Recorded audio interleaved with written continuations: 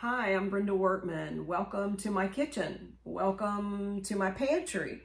I wanted to show you a glimpse inside my pantry today and just talk about what I keep in my pantry and what I feel are 5 essentials to keep in your pantry if you want to be successful on a plant-based diet. So I want to share that with you. If you would, as we get started here, do you mind hitting the subscribe button now? And subscribe to my channel. That would be very helpful to me. I appreciate it. Thank you. So let's get started. I'm standing here in front of my pantry. It didn't always look like this. It used to have a lot of junky food in it. I was not much when it came to, I was not much of a cook. Let me just put it that way before I became plant-based. I ate a lot of processed foods. I stopped through drive-thrus a lot. I ate at restaurants. I did cook some, but when I say I cooked, it was like grilled cheese and, dropping fries in a deep fryer. And yeah, so that's why I ended up with some health issues. My doctor recommended a plant-based diet, and the rest is history.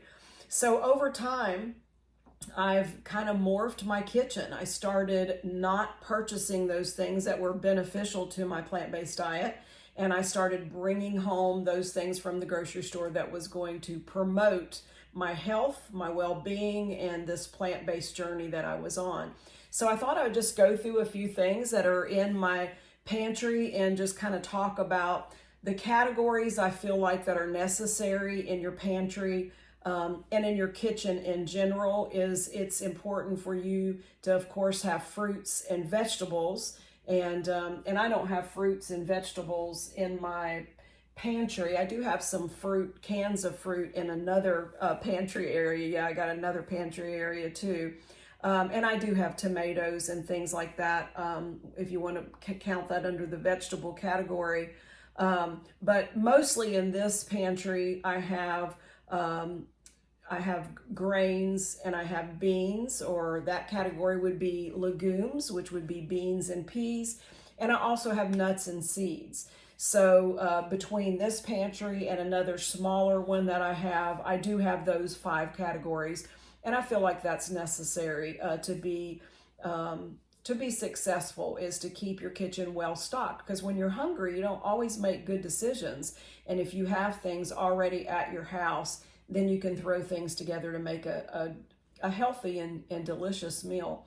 So on this shelf, I'll start with this one. I have lots of dry beans. Now in my smaller pantry, I do have a lot of canned beans. So I don't always have time to cook dry beans, but I do have a nice variety when I do find time. So I have pintos, I have black beans, kidney beans. I love to cook dry garbanzo or chickpeas. I think they're delicious when they're cooked from the dry state.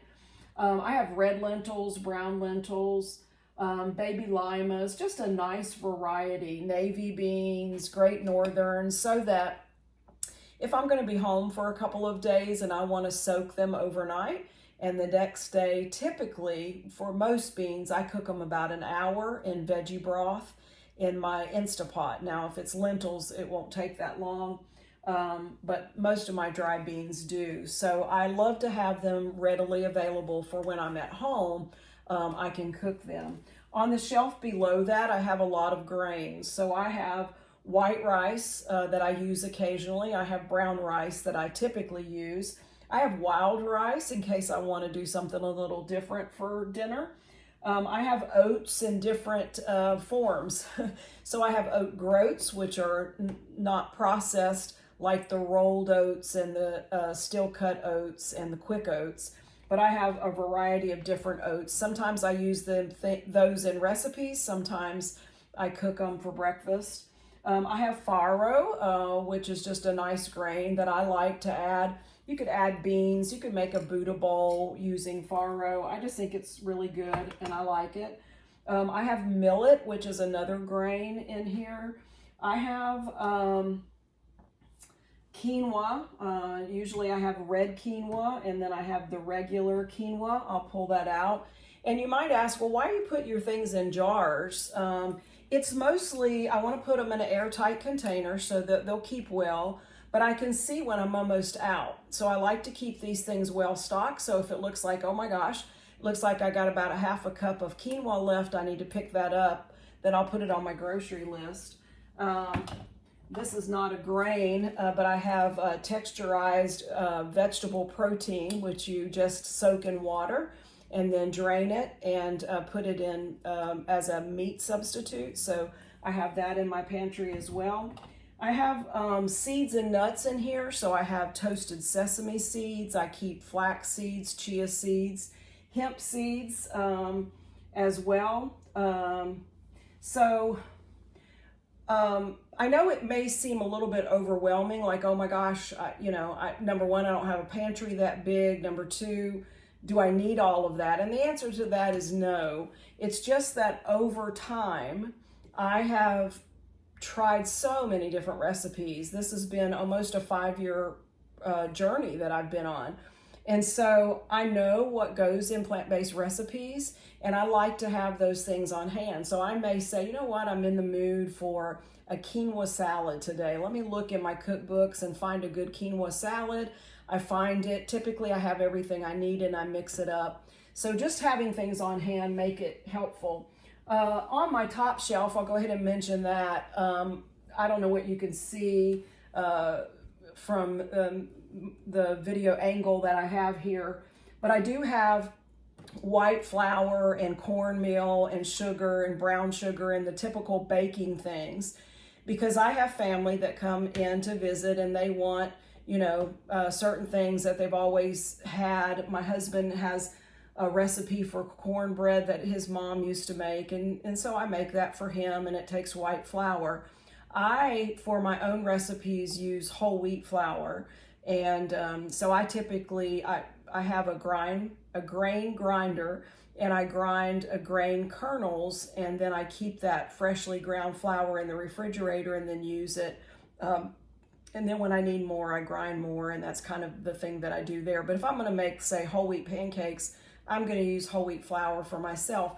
But I do keep other flours. I have date sugar up here just for, if my husband or my adult children say, Mom, would you make this or that? Then I'm just like everybody else. I have those baking things here.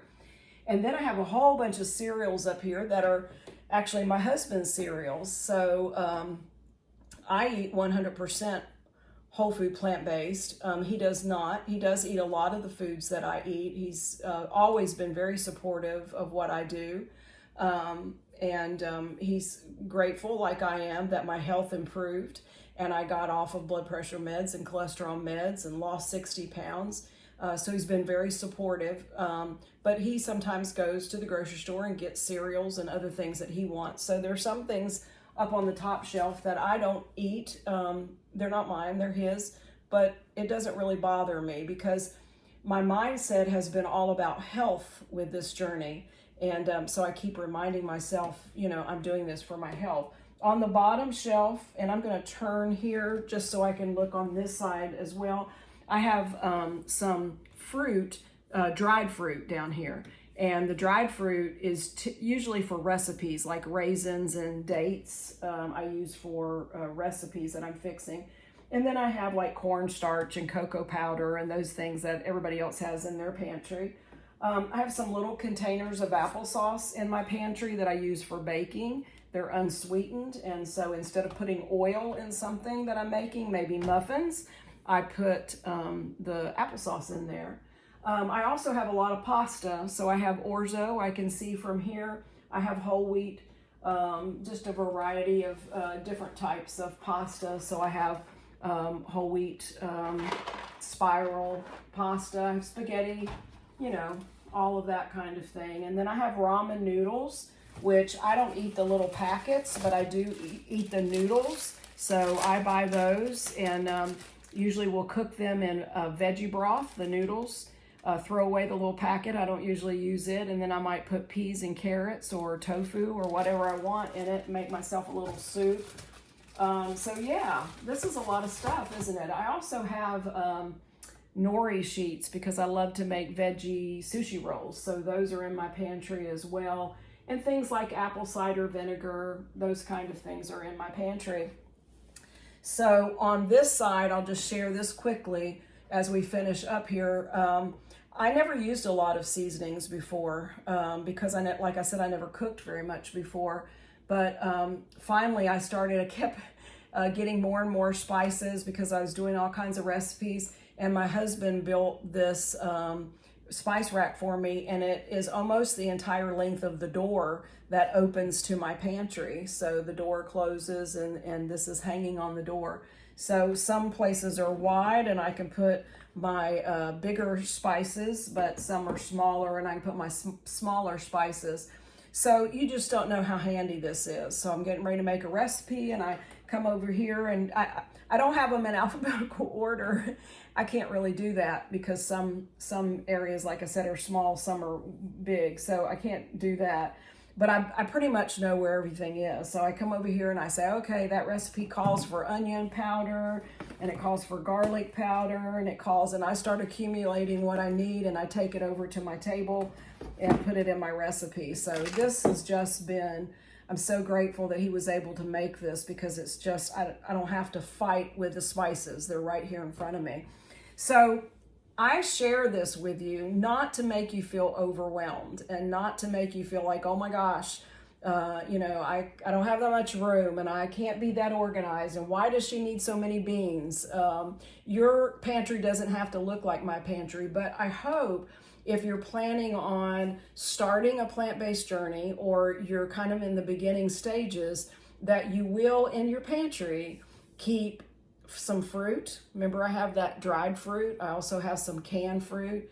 You'll keep some veggies. You'll keep grains. You'll keep the legume family. So that might be lentils, it might be peas, it might be beans, and you might keep seeds and nuts. So those 5 categories really in your pantry. And then on another day, we'll do a video into my freezer and my refrigerator and see what I keep in there. But I always feel like if you're planning on being successful, then you're going to do everything you can to make whatever it is work in your life, right? And for me, I got to the point where I said to myself, it's not about weight loss anymore, Brenda. It's now about your health. And when I got to that point in my life was when I was willing to really jump in with both feet. And to my surprise, my yo-yo dieting stopped after decades of being a yo-yo dieter. So this food has made me feel so good, and it has improved my health. So I'm very, very grateful. So hope you enjoyed the view. Don't feel like you have to have a pantry like this, but I hope that you'll consider beginning to kind of organize it in a way that will make you a successful plant-based eater. Just remember, guys, that there is power in our plate, and what we eat really does make a difference. See you next time.